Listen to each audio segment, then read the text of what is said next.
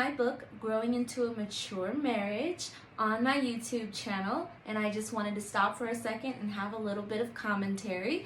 I've been getting a lot of questions. You guys got to start putting those questions on the YouTube channel so other people can chime in. Teenagers. Huge part of what goes on in the home is dealing with our youth and our teenagers. If you have youth home on the couch, really they're grown, but they're still home. They're in that transition out of high school into who knows what. There's a lot of observations that I've made, not just in the last 5 or 10 years. I have a 20-year-old, but over a lifetime.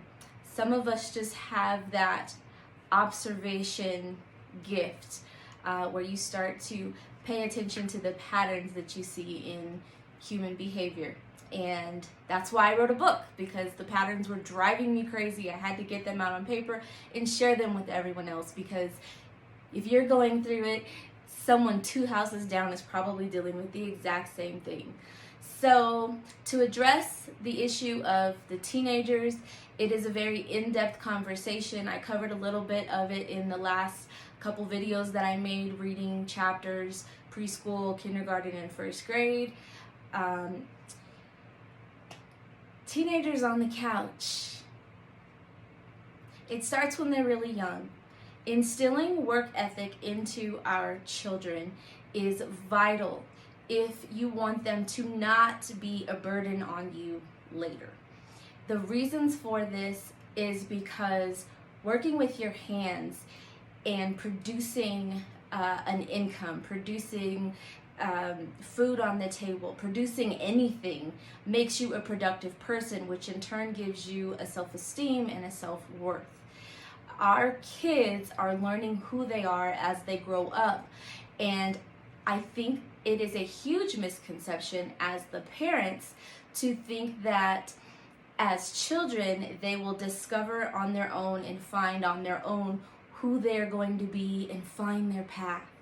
That's all well and good once they're grown and out, but to get them to grow up and move out with that purpose and desire to want to be something and do something with their life, it first has to be instilled in them that this is what we do in this house. So for us, our son didn't get a choice. We never told him that you'll figure it out one day what you want to do and what you want to be. We said, you are this. So in our family, we have a small business, and we said, this is what you are, this is what you are going to do, you will be successful in this, this is what puts the bread on the table, and once you have accomplished this and you're able to produce from this, if you choose to do something different, by all means, because you already have the means coming in to now pay for the education, the mentorship, the trade school, whatever you want to do to now invest into that next thing that you really want to do. Now you have the freedom to find yourself. But as parents, we should be telling our children who they are. That is not a negative thing. That is not a controlling thing. It is a responsibility thing as the parents. I think we carry the bitterness of things that have happened to us in our lifetime, maybe things that our parents did wrong, and so we get this idea that we're not going to be too pushy with our kids. And I think that's completely the reverse of what we are supposed to be doing. It's not about being pushy or being controlling, it's about being in control. It is about pushing them. That's different than being pushy. Being in control is different than being controlling. Those have negative connotations when there's an opposite positive connotation and direction and meaning and definition of those words that just fall under the scope of being a parent. And when we fail to tell them who they are and what they will do when they were while they are under our roof, allowing them to say, no, I don't want to do this, no, I don't want to do that. The one I hear the most, I don't want to do what you do, Mom. I said it to my mom, and she was like, no, you will.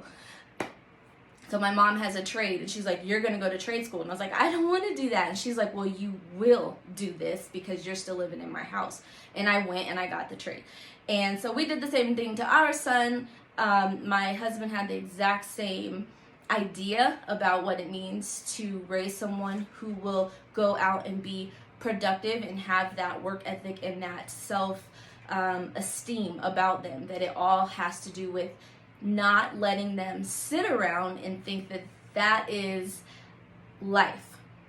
Even children play themselves to their tired.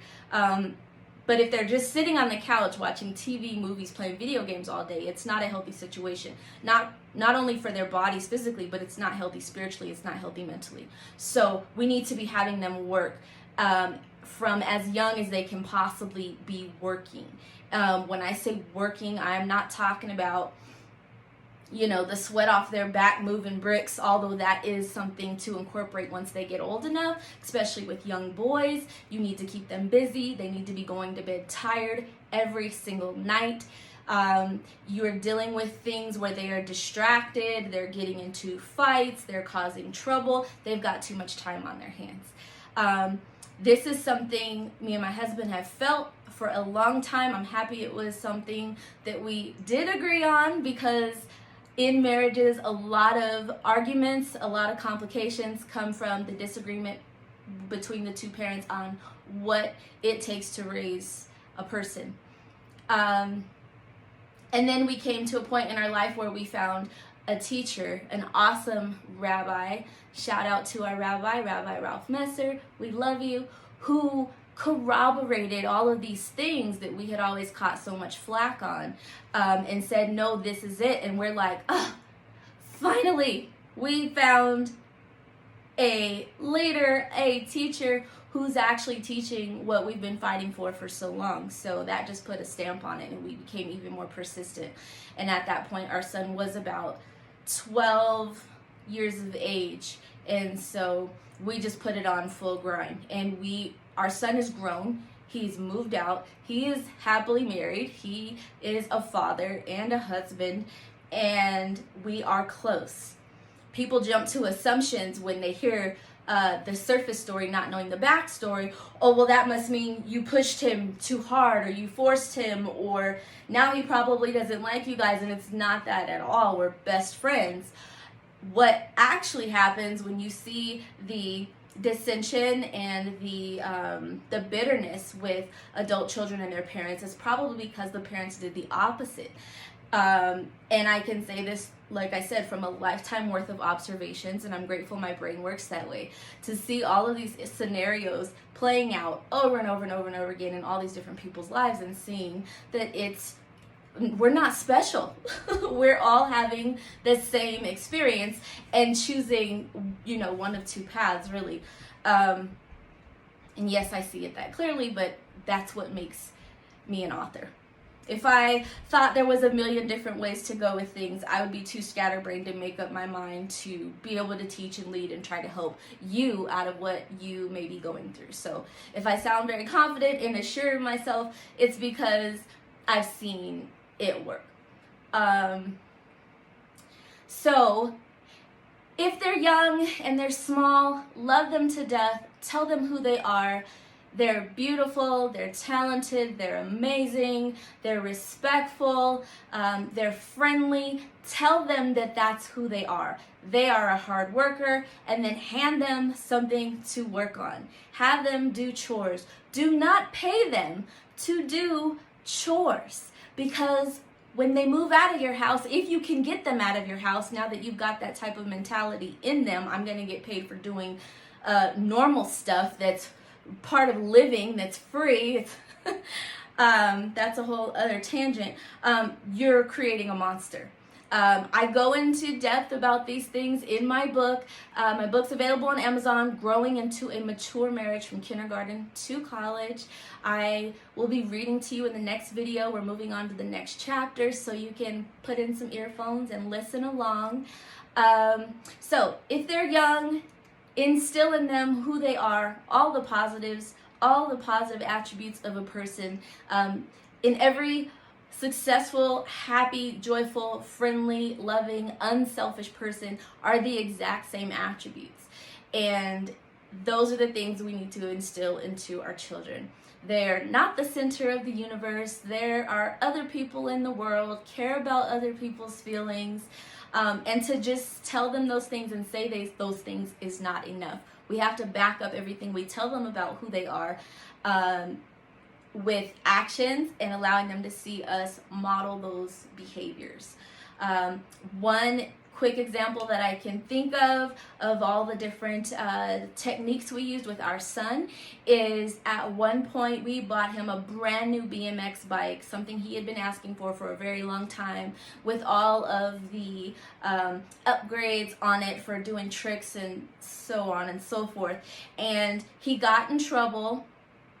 He was testing us, I believe. He tried to disrespect one of us or talk back or something like that. And instead of giving him an opportunity to do it again, there was an immediate consequence so he could feel the pain of what happens when I am disrespectful to my parents or to anyone for that matter. So we took we made him take the brand new BMX bike and gift it to one of the young neighbor boys in the neighborhood who also was in his little bright crew and needed a new bike, and we made him roll the bike over there and gift it to his friend. And I can say that after that experience, he was very thoughtful and very careful about every interaction he had with us, not because it was about losing a material thing, but that definitely instilled, just like it would be for an adult to have to give back a car because they can't afford to make the payments. So in an early age, you can start instilling things. There's a lot of ways to discipline. And you can get really creative if you don't allow the emotion and the toll that parenting takes on so many people to stop you from being creative. So the lie that I would like to expose is our job as parents is not to let them find themselves. It is to tell them who they are. And as they grow up, they will only be able to add on to that and develop that and be even better. But we don't want to send them out empty without that fulfillment of a parent who said, you are these things. So in retrospect, God is our parent, and his authoritative word on this earth is the Bible. And he tells us in there multiple times who we are. And if you truly walk as one of his children and you reap the benefits of making the choices he encourages us to make, then you believe that you are all of those things. So it's the same thing in parenting our children. We're just following the exact same model. We make it rocket science, but it's not. So yes, that's something I wanted to share because I've had the conversation, oh my gosh, maybe 5 times this week with different people that have come to me and my husband to talk about their teenagers that are still on the couch. So if you're at that point and they're not in kindergarten and they are in 12th grade or in college or in transition and they're still at home and you're wondering, when is this going to move on to the next phase? The first thing to do is to recognize that the only reason they're still there and maybe stuck in purgatory, for lack of a better word, is because of you. As soon as we realize as parents that it's all because of us, because we were 100% responsible for molding and forming this young person, we can have those conversations, bring some awareness, which allows that other person to look inward. Same advice I give about a marriage. When you stop pointing the finger at your spouse and look inward about everything that you could be doing better to improve who you are, then your spouse miraculously has the room, the space, the wherewithal, the mindset to also look inside and have some introspection into changing everything they can change about themselves to make the relationship better. It's the exact same with your kids. All relationships are the same. That's going to apply in any relationship you have, be it an investment, be it a business, be it a hobby. If you treat them all the same and have that understanding of the keys and the principles to what makes a relationship successful, and what fosters an environment for people to truly discover their best self, it's the same in all of those scenarios. So yeah, that's a little bit about who we are. We started really, really early because we really wanted to start moving toward having the opportunity to make all of these decisions and do these things and take all of these controls that we have in life to really design and shape the world that we want to exist in. And despite what's going on out there, you can exist in whatever world you want to exist in. It's a choice. You make those decisions. We are created by the Creator who made us in His image.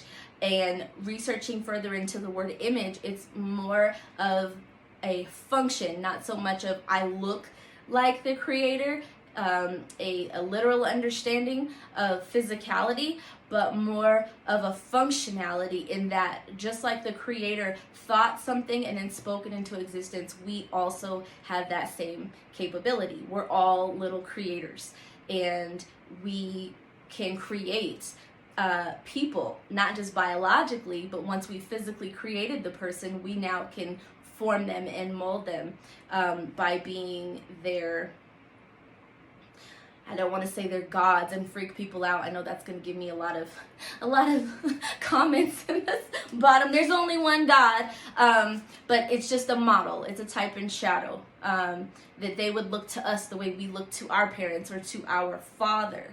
And then teach them also to depend on the Father. But you're the best example they have of what the Father is. And that's going to also affect their relationship with God. So I could go on about this for hours because it gets really deep and really heavy, but I'm trying to make it as digestible and palatable as possible. I'm sharing because this is what I was created to do. The depth of observations that I have stored in my brain and in my heart goes beyond probably the amount of time I have in my life to be able to write all of the books. But I'm writing, guys. I'm trying to pump them out. So I just wanted to share this to encourage you. It doesn't matter at what phase you're at in this stage of marriage and parenting and life. It is never too late to have some realizations about what we can fix in us so that we can fix our relationships with our spouses, with our children, with our parents, with our careers, with our jobs. Doesn't matter what you're doing. If you're flipping burgers or if you're investing into big business, it doesn't matter. All relationships are the same, and that's something you come to realize as you progress through the levels. So I'll be back with another video reading first grade to you. We're moving out of kindergarten, or are we in second grade? I'll have to look at the last video and figure out where we left off. And remember, the mature marriage was once the immature, sloppy, hot mess. We all have to start somewhere. Love yourself so that you can love each other. I love you, and I will see you on the next one.